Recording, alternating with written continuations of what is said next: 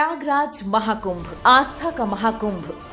144 वर्ष बाद आने वाले बहुप्रचारित दुर्लभ संयोग का आकर्षण, महीनों की तैयारी और हजारों करोड़ रुपए का खर्च, करोड़ों श्रद्धालुओं का जुटान। जमीन के एक छोटे से टुकड़े पर मनुष्यों की इतनी बड़ी जुटान की मिसाल दुनिया में कहीं और नहीं।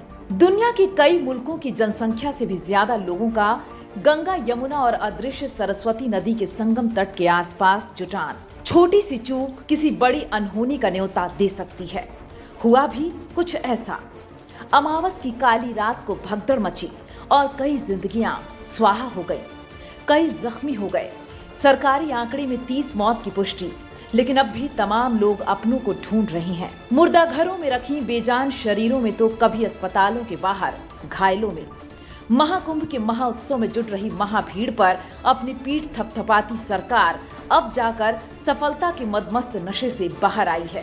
तंद्रा टूटी है, लेकिन हुजूर जागते जागते बड़ी देर कर दी। क्या जागने के लिए हादसे का इंतजार किया जा रहा था? प्रयागराज महाकुंभ के अमृत स्नानों में मौनी अमावस्या का सबसे ज्यादा महत्व माना जाता है। भीड़ भी जुटी। 7 करोड़ से भी ज्यादा श्रद्धालुओं के जुटने का अनुमान था और श्रद्धालुओं का रेला अनुमान से भी कहीं ज्यादा पहुँच गया। इतनी बड़ी भीड़ को नियंत्रित करना अपने आप में बहुत बड़ी चुनौती होती है।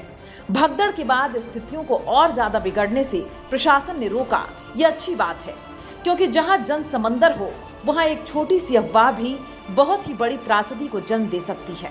यहाँ तो त्रासदी घट भी चुकी थी। अब जाकर भीड़ को नियंत्रित करने के लिए सरकार और प्रशासन के स्तर पर तमाम कदम उठाए गए हैं। योगी आदित्यनाथ सरकार ने भगदड़ की न्यायिक जांच के आदेश दे दिए हैं, लेकिन कुछ सवाल जवाब मांग रहे हैं। हादसे की असली वजह क्या थी, ये तो न्यायिक जांच के बाद ही पता चलेगा। लेकिन सवाल ये है कि जहां करोड़ों लोग जुट रहे हों, वहां आम श्रद्धालुओं की असुविधा को बढ़ाकर वीआईपी स्नान जैसी व्यवस्था क्यों? वीआईपी स्नान के नग्न प्रदर्शन की टीस महाराज प्रेमानंद गिरी के शब्दों में भी दिखी, जब उन्होंने कहा कि प्रशासन का पूरा ध्यान वीआईपी पर था, आम श्रद्धालुओं को उनके हाल पर छोड़ दिया गया था। उनका आरोप है कि पूरा प्रशासन वीवीआईपी की जी हुजूरी में लगा रहा, तुष्टीकरण में लगा रहा। वीआईपी की भी आस्था होती है, इससे कहां कोई इनकार कर सकता है, लेकिन आम लोगों की कीमत पर वीआईपी ट्रीटमेंट क्यों? अगर हजारों करोड़ रुपए खर्च किए गए तो वीआईपी लोगों के लिए कुछ ऐसी व्यवस्था क्यों नहीं की गई कि उनके मूवमेंट की वजह से आम श्रद्धालुओं को दिक्कत ना हो? आम श्रद्धालु 15-15, 20-20 किलोमीटर पैदल चलकर स्नान करने पहुंचे और कथित वीआईपी गाड़ियों के रेले के साथ सीधे तट तक पहुंचे। ये तो आम श्रद्धालुओं में रोष, खीज और असंतोष पैदा करने वाला ही होगा। भगदड़ से 1 दिन 2 दिन पहले तक ऐसी खबरें आ रही थीं कि पीपे के तमाम पुलों को आम श्रद्धालुओं के लिए बंद कर दिया गया, ताकि कथित वीआईपी अपने वीवीआईपी पने का प्रदर्शन कर सके। वीआईपी के लिए हेलीपैड की भी तो व्यवस्था की जा सकती थी कि वे हेलीकॉप्टर से मेला क्षेत्र पहुंचते और आम श्रद्धालुओं को बिना परेशानी में डाले स्नान आदि करके वे लौट जाते। समस्या ये है कि अपने देश में थोक के भाव में तो वीआईपी हैं। महाकुंभ जैसे बड़े आयोजन के लिए तो वीआईपी लिस्ट की कायदे से काट छांट होनी ही चाहिए, लेकिन नहीं, थोक के भाव में वीआईपी पास बंट रहे हैं। वीआईपी होना और वीआईपी ट्रीटमेंट की डिमांड और कुछ नहीं, एक मानसिकता है।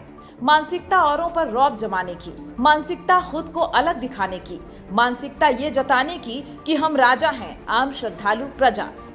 प्रजा क्या, कीड़े मकोड़े, जो दर्जनों मील पैदल चलकर पहुंचेगी, लेकिन साहब धड़धड़ाती गाड़ियों के साथ पहुंचेंगे, काफिले के साथ पहुंचेंगे। वही मानसिकता कि हम तो तुर्रम खां हैं। ये वैसे ही है जैसे सरकारी सुरक्षा के पाने की हसरत के पीछे सुरक्षा को खतरा से कहीं ज्यादा स्टेटस सिंबल की मानसिकता। खैर, हादसे के बाद सरकार और मेला प्रशासन अब जगता हुआ दिख रहा है।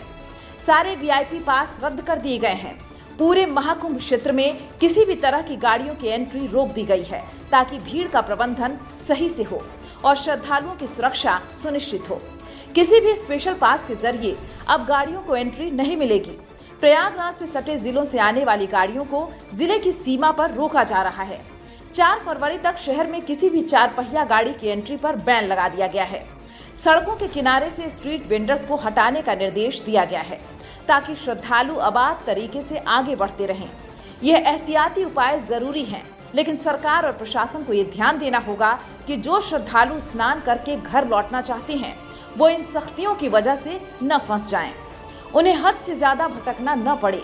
ध्यान रहे, मर्ज बढ़ता गया, ज्यों ज्यों दवा की वाली स्थिति न पैदा हो।